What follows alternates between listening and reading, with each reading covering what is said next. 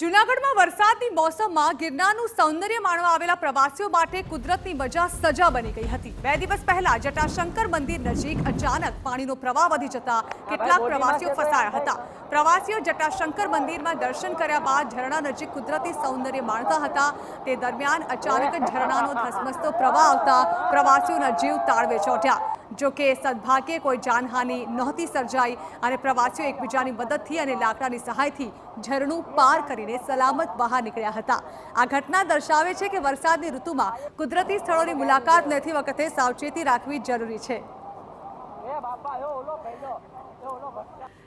તો એક તરફ જ્યાં લોકો કુદરતી સૌંદર્યની મજા માણવા માટે પહોંચ્યા હતા, જ્યાં ખડખડ વહેતું ઝરણું જે છે તે અચાનક તેનો ફ્લો વધી જતા જે લોકો અહીં માણી રહ્યા હતા મજા, તે લોકો માટે સજારૂપ સાબિત થયું આ ઝરણું। જો કે સદનસીબે તમામ લોકોનો જીવ બચી ગયો છે, પરંતુ જે રીતે આ ઝરણાના પાણીનો પ્રવાહ વધ્યો હતો તેના પરથી ગમે તે સમયે આ જે પ્રવાસીઓ છે તેના પ્રવાહમાં ડૂબી જાય તે પ્રકારની પરિસ્થિતિ સર્જાઈ હતી।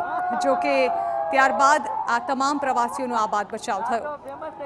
જે પ્રવાસીઓ દ્વારા વિડીયો ઉતારવામાં આવ્યો હતો તેમાં પણ આ ઘટના કેદ થઈ ચૂકી છે, જેમાં જોઈ શકાય છે કે પહેલાં તો પ્રવાસીઓ જે છે તે આ ધસમસતા પાણીના પ્રવાહની મજા માણી રહ્યા છે, પરંતુ અચાનક જ પાણીનો પ્રવાહ વધી જાય છે।